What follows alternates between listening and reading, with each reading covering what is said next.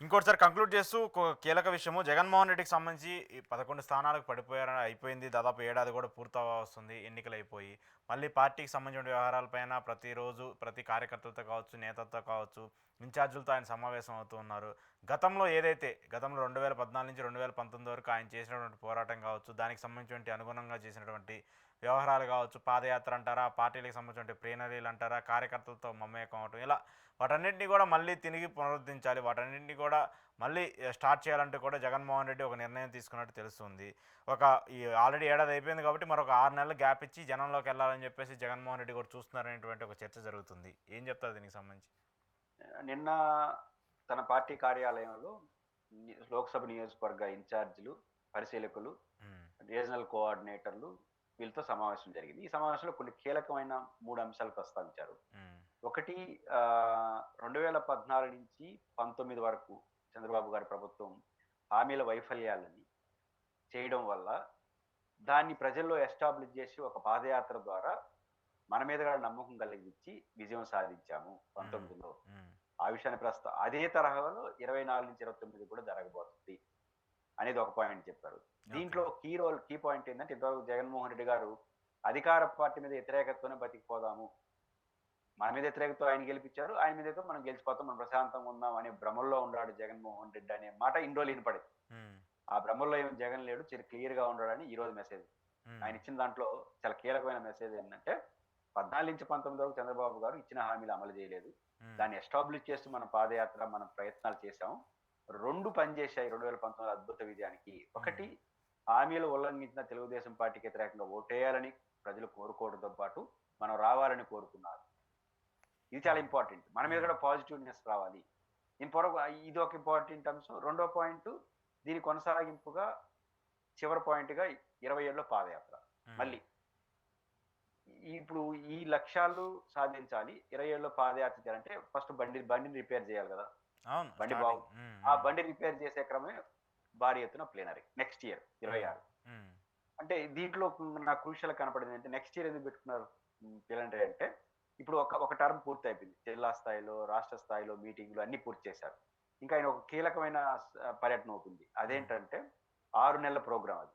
హ్మ్. ప్రతి వారం ఒక లోక్‌సభ నియోజకవర్గ పరిధిలో 2 రోజుల పాటు ఉండి ఎమ్మెల్యేల నియోజకవర్గాల వారీగా కార్యకర్తలతో సమావేశం. ఇది చివరిది. హ్మ్. ఇది కూడా పూర్తయిపోతే ఒక సంపూర్ణత వచ్చేస్తే ఫీడ్‌బ్యాక్ కింద కార్యకర్తలు ఏమనుకుంటున్నారనేది కూడా సెకండ్ లెవెల్ వస్తుంది.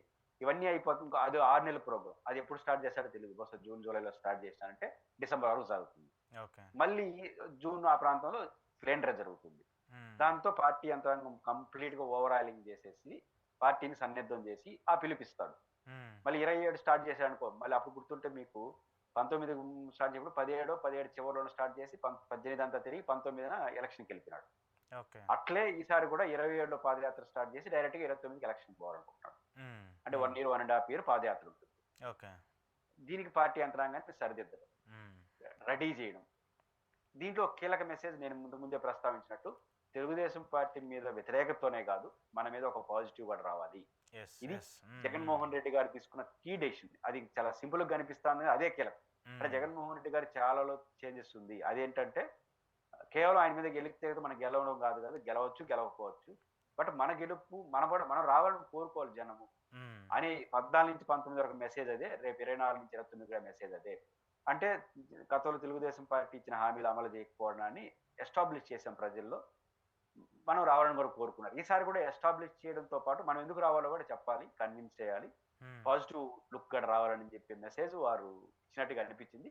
రెండోది 14-19 వరకు చంద్రబాబు గారి హామీలు ఒక రకం. హ్మ్. కానీ 19-24 వరకు జగన్ గారు ఎప్పుడైతే ఈ జగన్ గారి మీద ఎన్ని విమర్శలున్నా మాట ప్రకారం హామీలు అమలు చేశాడని మంచి పేరైతే ఉంది. అన్నీ చేసాడని ఉంది. హ్మ్. రెండోది 19లో చాలా పెద్ద క్యాంపెయిన్ చేశాడు 24లో జగన్ గారు. ఏమని? హ్మ్. చంద్రబాబు గారు అమలు చేయడు, హ్మ్. చేయలేడు, మోసం చేస్తాడు అనే మాట ఆయన చెప్పుకుంటూ వచ్చినాడు. హ్మ్. కాబట్టి జగన్ గారు క్రెడిబిలిటీ, ఈయన చేయడని చెప్పడం ఈ 2 పెద్ద ఎత్తున పనిచేస్తున్నాయి ఇప్పుడు. హ్మ్. దీన్ని ఎఫెక్టివ్‌గా చెప్పడంతో పాటు జగన్ ఎందుకు రావాలి మళ్ళీ అనే హ్మ్. మెసేజ్ కూడా 2 ఇవ్వగలిగితే నేను పాదయాత్ర ద్వారా ఇవ్వగలిగితే మంచి విజయాన్ని మళ్ళీ సాధిస్తాము హ్మ్. అనే పాయింట్ ఆఫ్ వ్యూలో ఇది గుడ్.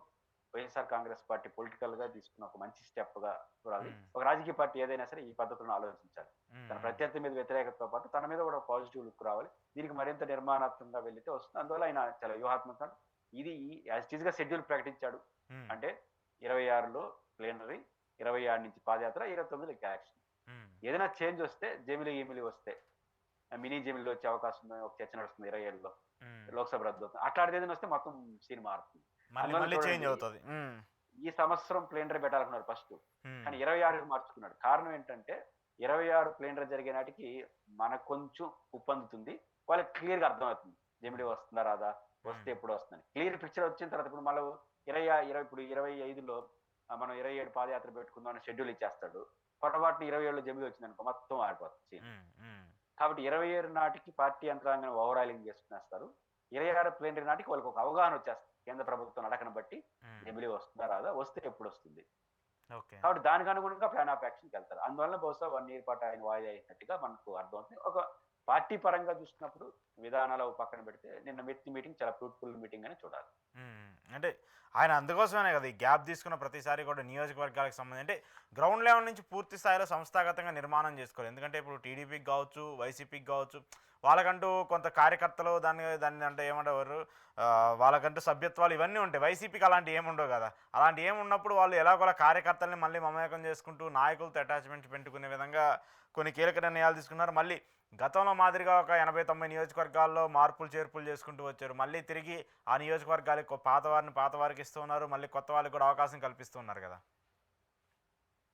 అంటే ఇప్పుడు జగన్మోహన్ రెడ్డి గారు ఓడిపోయిన 2 నెలల నుంచే ఈ ఓవరాలింగ్ పని స్టార్ట్ చేశాడు. కింద హ్మ్. నుంచి పై వరకు. ప్రతి నియోజకవర్గ కార్యకర్త ఎందుకు ఈ పరిస్థితి వచ్చిందంటే వైసీపీ ప్రొఫెషనల్‌గా బాగాలేదు. హ్మ్. ప్రొఫెషనల్‌గా పొలిటికల్ పార్టీ లక్షణం లేదు. హ్మ్. ఒక సభ్యత్వం, ఒక కమిటీలు, ఒక సిస్టము ఆ పార్టీలో లేదు. హ్మ్. లేదు గాబట్టే ఎక్కువ టైం పడుతోంది ఆయనకి సరిదిద్దడం. ఓకే. ఇప్పుడు ప్రతి చివరకు గ్రామ కార్యకర్త కూడా జగన్‌నే నమ్ముకుంటాం. హ్మ్. వీళ్ళు నమ్మలేమనే పరిస్థితికొచ్చినారు. అంటే యెస్. ఎమ్మెల్యే క్యాండిడేట్‌లు, హ్మ్. ఎమ్మెల్యే స్థాయి ఉన్నోళ్ళు గతంలో గ్యాప్ ఇచ్చారు. గ్యాప్‌కి జగన్ హ్మ్. గారికి క్యాడర్ గ్యాప్ ఇయలే గదా! అవును. ఎమ్మెల్యేలు రాష్ట్ర స్థాయి కోటరీ అని చెప్పుకునేవాళ్ళు గ్యాప్ అని కార్యకర్త ఉంటారు. అందువల్ల ఈ గ్యాప్ పోవాలంటే ఏం చేయాలి? ఆయనే రంగంలో దిగాలి. హ్మ్. అందువల్ల పై స్థాయిలో కమిటీలు మార్పులు, చేర్పులు చేసేసి, సర్దిద్దేసి కిందకి నాయకులను పంపించేస్తే అయిపోవాల్సిన పని హ్మ్. కిందకి కూడా ఆయనే వస్తున్నాడు. హ్మ్. కారణం ఏందంటే ఆయన తప్ప ఎవరిని నమ్మే పరిస్థితిలో జనం లేరు. హ్మ్. కార్యకర్తలు లేరు. హ్మ్. కాబట్టి ఆయన్నే జనం కార్యకర్తలు నమ్ముతున్నారు కాబట్టి ఎలక్షన్ 3 స్టార్ట్ కాకముందుగానే నేనే మీకు భరోసా, ఇది నా ప్రయత్నం, ఇది నీ మార్పులని చెప్పి నమ్మిచ్చి, ఒప్పించడం కోసం ఆయనే రంగంలో దిగుతాడు. ఓకే. ఆయన ఒక రంగంలో దిగడం ఆయన గొప్పతనమే కాదు. ఆయన బలహీనత కూడా. ఆ హ్మ్. బలహీనత ఏంటంటే ఆయన వచ్చే తప్ప పరిష్కారం కాదు. హ్మ్. హ్మ్. హ్మ్. హ్మ్. కాబట్టి ఈ బలహీనత 2 ఉన్నాయి. ఒకటి పార్టీ ప్రొఫెషనల్‌గా బాగలేదు. హ్మ్. క్యాడర్ బాగుంది. హ్మ్. బాగలేదు. రెండోది ఆయన వస్తే తప్ప పరిస్థితి మారదు. ఆయన్ని హ్మ్. తప్ప ఇంకొకరిని నమ్మరు. హ్మ్. ఈ హ్మ్. 2 బలహీనతలిస్తే పార్టీని ఓవరాలింగ్ చేసే క్రమంలో ఓవరాలింగ్ చేయడం, భరోసా ఇవ్వడం. ఈ ఓకే. 2 జరిగిపోతే 26 అద్భుతంగా ఒక ప్లేనరీ జరిపి